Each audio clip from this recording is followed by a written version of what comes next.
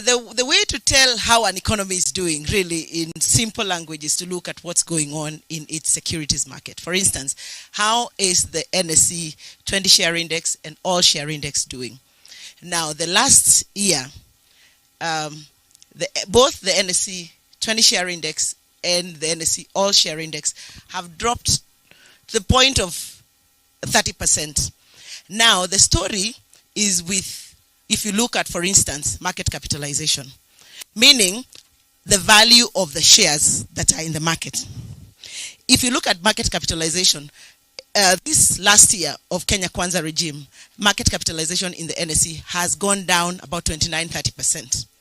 Meaning, whatever you had put, if you had, for instance, put in 1 million shillings in the NSE, it is now less in terms of value. If you sold it, you would lose 30% of that. Million shillings, that means you'd lose how much? 300,000. So your worth is now 700,000. That is what is going on in the Nairobi Securities Exchange. And it is not about the earnings. It's not that the companies that are listed are not profitable. They are profitable. In fact, the profitability has remained steady at about 60%.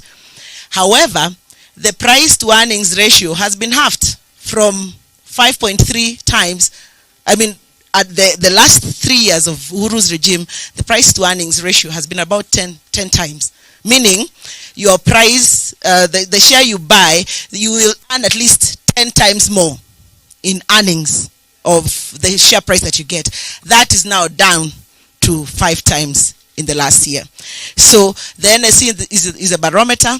There you will tell exactly how RUTO's regime has done substantively on matters economy.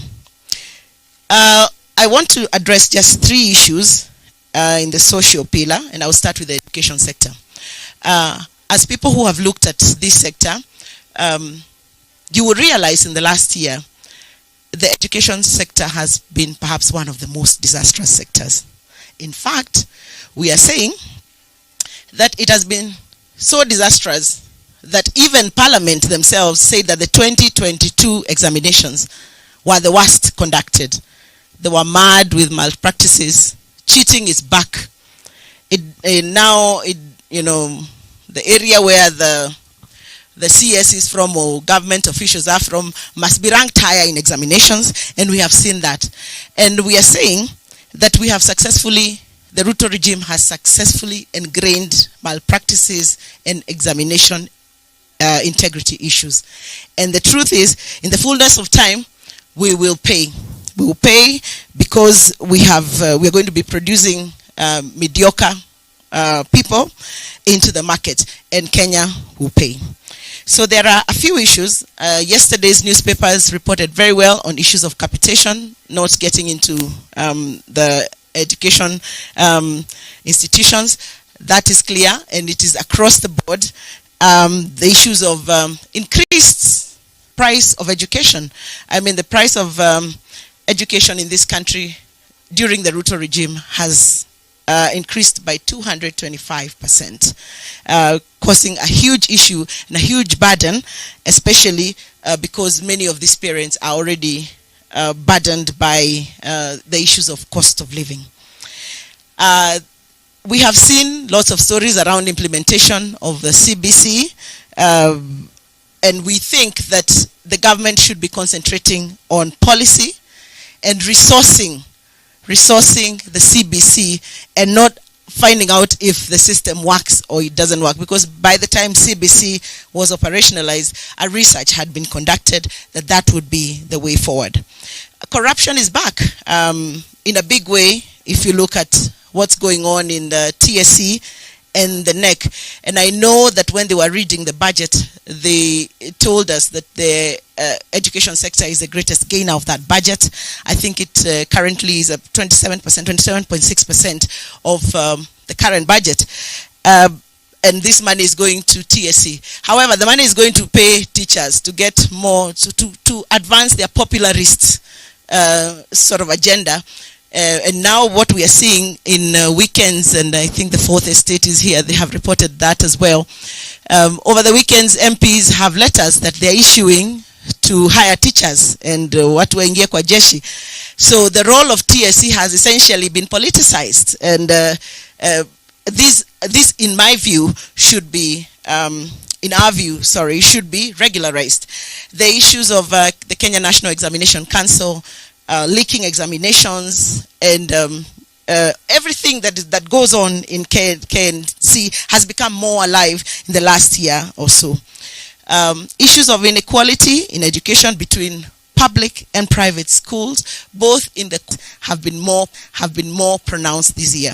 Promised, and on the right side of my slide you will see the many promises, and I know the media has highlighted that a lot of times, but one that is clear is that they actually had indicated that they would invest in research and bring to life the Science Technology Innovations Act of 2013 that then proposes an increase of resources, the resources that go into research from 0.8% of the GDP to 2% of the GDP, which has not happened essentially. If we go into health, health has been another disaster. What this regime is trying to do is claw back on devolution. Health is a devolved function. And we realize that it was devolved, however, the resources have remained at the top. This last budget, 37 billion, was put to the national government. What business does the national government have to do with health when the people dealing with healthcare are the governors? So we have seen issues of clawing back on devolution, especially in the health sector. The other day you had the CS mention that they would like to now establish an emergency fund. I mean, it's the most obnoxious thing that can happen. If you have an emergency today in the village, do you go to Kenyatta Hospital in Nairobi, or do you go to the dispensary next to you? You go to the dispensary next to you. So what the government should actually be doing is to strengthen primary health care, so that if there is an emergency, then the person goes and is treated at the primary level. That's not happening. We are seeing the funds being retained at the national government level. It has been established that universal health coverage across the globe is the way to go. Now, in Uhurus regime, there was 4 pilot counties that had been earmarked to pilot universal health coverage. I come from Nyeri, which was one of the pilot counties. Now, in that 1 year, we were able to conduct a research that's then determined how many indigents, how many people cannot pay for healthcare. The same was handed over, we want to believe, to RUTO's regime. So we want to ask, what happened to universal health coverage? When they report about it these days, it sounds like a new phenomena that they're not understanding. And ideally, all the research said was strengthen the primary healthcare system. Give more money to the dispensaries, to the health centers, and to the community health volunteers and the community health workers. One of the promises that they had made was that they would have a core pay system between national government and county government on how CHVs are paid. That we have not seen work, because governors are the ones in charge of primary health care. The truth of the matter is that there's been a 200% increase of primary health care prices across the country. If you go to the dispensary next to you, and it's your homework this weekend, what you are paying 50 shillings to access, they call it a card, tunalipa pesa ya card, it's a copay really, today is about 200 shillings. So there's a 200% increase of primary health care. So essentially, what does that do? It limits access, and it limits people from accessing healthcare. The collapse of NHIF, we have all seen what's been going on with NHIF. They had promised that in fact NHIF would be free by December of 2022. That is a promise on record.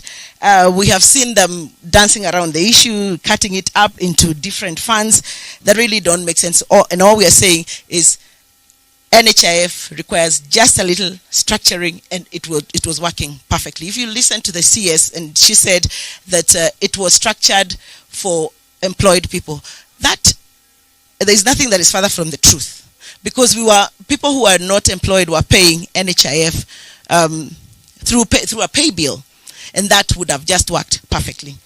The issues of go-slows, you've seen the go-slows, and go-slows are occasioned by delays in salaries across, across all spectra. Make your dispensary is open, like my dispensary in my village is opened 2 days in a week. So 2 out of 7 days. The other 5 days, you can't access primary health care, in the villages. Why? There's go-slows, and I think we recently received a strike notice from the doctors. The inequality in access in rural areas, I've already talked about that. We have seen corruption and mismanagement, especially in KEMSA. The resource allocation, like I alluded to before, in counties, to counties, and the UHC agenda, which has remained by and large undone. If we move to social development and gender, if there are people who have been hoodwinked in this regime and by this regime, it is the women of this country. Everything from the pre-election promises of how many women will be in cabinet and how women will have access to markets, and all those promises have been not met, but they have been broken. So the gender issue is a big issue, and you can just go and research the many promises that were promised to women, and all of them have been broken. From the free diapers for our children when we deliver, to Linda Mama, which was a fantastic program that had been initiated by the previous regime, now not working, to the full implementation of anti-FGM laws. So the gender issue, in our view, this government has really not looked at the gender matters. There's been poor access to retirement benefits. I think I saw that reported. And the reason why you cannot access your retirement benefits in this regime is that NSSF has been forced to invest in government. If you look at who is buying the bonds in the Nairobi Securities Exchange every day, just last week yesterday, day before yesterday, they raised 34 billion. Who is buying? It is NSSF that is buying. It is a few banks. So ideally, your money, which you're supposed to access when you retire, has been put in long-term bonds in the stock market, and therefore people cannot access their retirement benefits. Delays of payments, both in Linda Mama and Inua Mama, Linda Mama and Inua Jamii. I already talked to that. The last is the issue of youth. This is pretty straightforward. The issue of the Talanta Hela scandal. The issue of the Talanta... Oh, sorry. I didn't carry you along. My bad. Oh, my goodness. Thank you. Thank you. The last one is the issue of youth sports and the creative economy. There's been a huge... scandal around Talanta Hela that we also, the president launching and, having an acrobatic feat in, I think, wherever they were launching, saying that they have launched a program that called Talanta Hela. And in exactly 2 weeks after that, Gladys Boss Sholei goes and says there is nothing like Talanta Hela, it was a scam.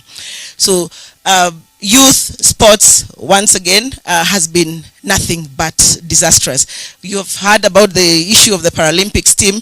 There are athletes complaining of delayed payments or non-payments at all, corruption and mismanagement of their funds against a myriad of promises that included even free internet in all markets and in all schools within first 100 days of these people being in government. So I'll not go through the promises, but in our view, the youth, sports, and the creative economy, which was a great ticket item for them, remains largely undone. With those few remarks, allow me now to welcome PS Torome to take us through housing. Thank you.